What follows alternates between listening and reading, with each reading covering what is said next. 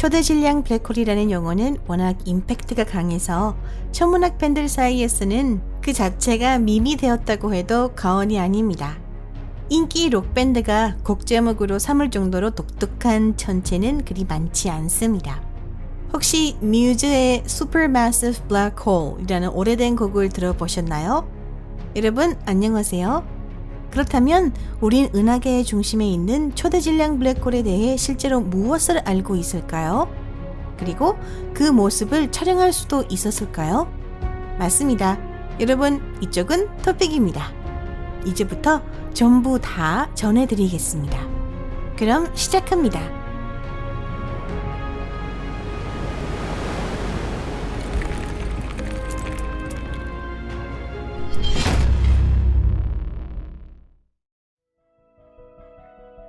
관측의 어려움.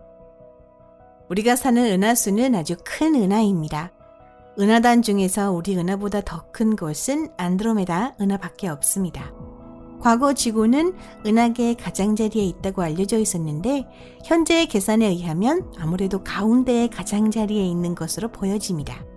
우리가 있는 것은 은하계의 원반 내입니다. 그렇기 때문에 은하계의 구조를 알아보기란 매우 어렵습니다. 다시 확인해 봅시다. 동화 속에 나오는 공주를 상상해 보세요. 그녀는 용이 지키는 탑에 갇혀 있고 용감한 기사가 구하러 오기를 기다리고 있습니다. 공주는 탑에서 나온 적이 없고 창문에서만 주위 세계를 본 적이 있습니다. 그녀는 창문으로 보이는 것에 의지하여 주위 세계에 대한 어느 정도 상상해 볼 수 있습니다. 하지만 그녀가 자신이 사는 탑의 건축 양식이나 높이, 지붕의 색깔과 같은 외관을 알려면 도대체 어떻게 해야 하는 걸까요? 창문 너머로 당연히 볼 수 없습니다. 그렇다면 우리는 어떨까요? 우리는 이 공주보다 더 안 좋은 상황에 있습니다. 적어도 그녀는 탑 안을 걸어서 탐색할 수는 있습니다. 반면 우리는 다른 은하계에 비해 놀라울 정도로 작아 가장 가까운 항성계조차 갈 수 없습니다. 우리는 탑 속의 공주조차 되지 못합니다. 탑벽에 달라붙어 거의 움직이지도 못하는 개미 정도입니다. 다시 말해 개미의 시선으로 탑을 조사하려고 애쓰고 있는 것입니다. 은하계 내부에서 은하계를 조사하는 데 문제가 되는 것은 은하계 내에서의 우리 위치뿐만이 아닙니다. 과학자들은 또 다른 난제에 직면해 있습니다. 그것은 바로 우리는 은하의 중심을 볼 수 없다는 점입니다. 지구와 은하 중심 사이에 엄청난 수의 항성이 있는 데다 가스와 먼지 구름이 있어 시야가 좋지 않기 때문입니다. 구름이 있는 탓에 은하의 중심을 직접 관측하는 것은 거의 불가능에 가깝습니다. 다행히 과학자들은 어려움을 두려워하지는 않습니다. 일반 가시광선에 의한 관측 외에 전파 등 다른 대역을 통한 관측도 가능합니다. 이번에 소개하는 첫 번째 영상도 바로 이 전파 대역에서 촬영된 것입니다. 사실은 지난 100년간 은하 중심에 관련된 거의 모든 조사가 전파나 적외선 대역에서 이루어지고 있습니다. 초대질량 블랙홀에 대해 우리가 아는 사실은 은하계의 중심에 초대질량 블랙홀이 존재할 가능성을 보여주는 최초의 데이터는 1930년대에 체코계 미국인 과학자 칼 젠스키에 의해 얻게 되었습니다. 젠스키는 무선 통신에 섞인 잡음을 조사하던 중 갑자기 기묘한 노이즈가 지속적으로 발생한다는 사실을 발견합니다. 당시 그는 그 발생원을 태양이라고 생각했지만 이후 더 먼 우주 저편에서 발생하고 있다는 것을 알게 되었습니다. 젠스키는 노이즈의 발생원이 공수자리 방향에 있다는 것을 알아냈습니다.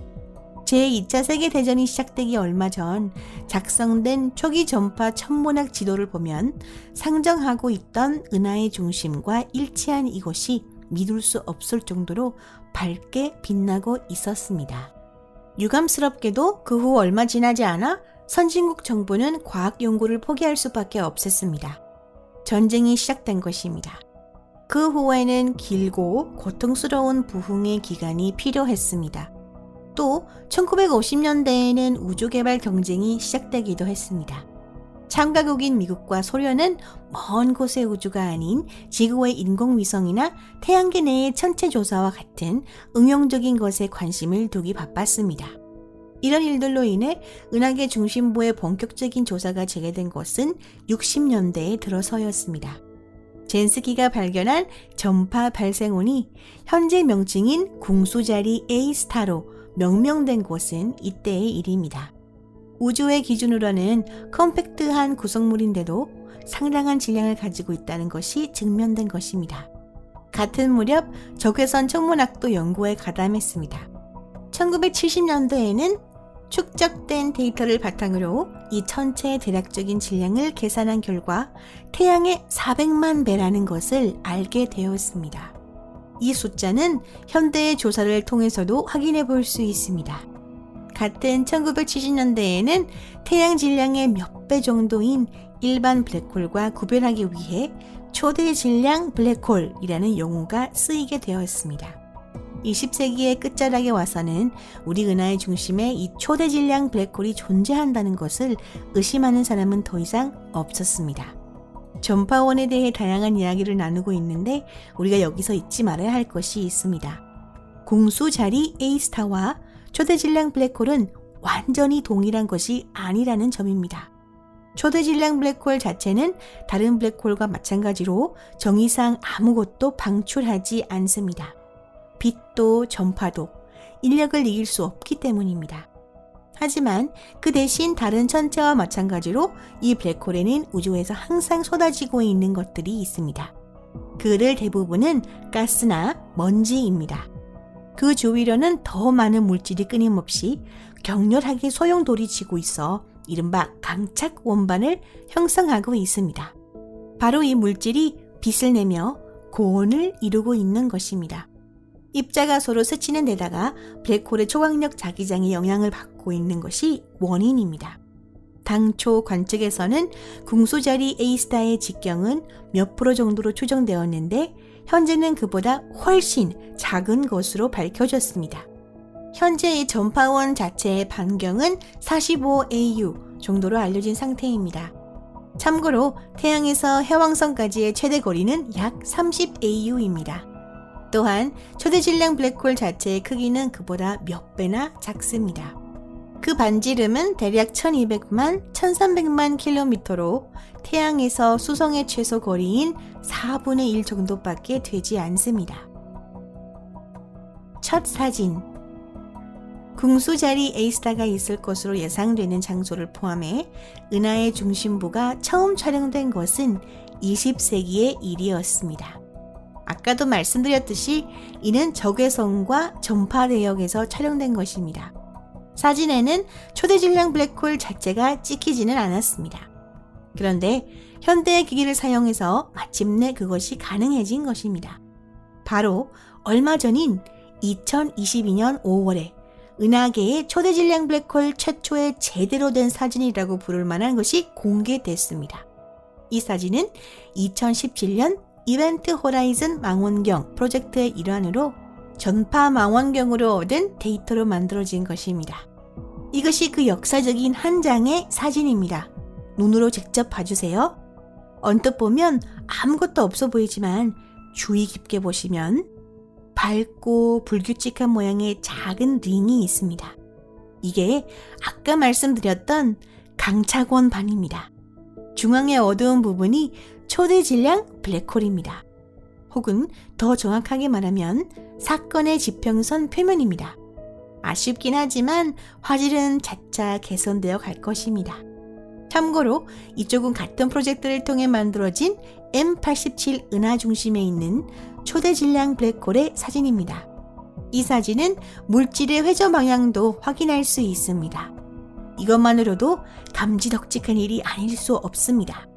아까도 말씀드렸듯이 우리가 사는 은하를 관찰하는 것은 다른 은하를 관찰하는 것보다 훨씬 더 어려운 일이기 때문입니다. 이것으로 오늘 영상을 마치겠습니다.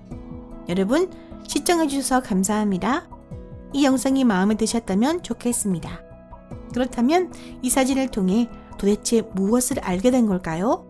솔직하게 말해 지금까지는 간접적인 관측에 근거했던 계산이 뒷받침되었다는 것을 제외하면 그다지 많지는 않습니다.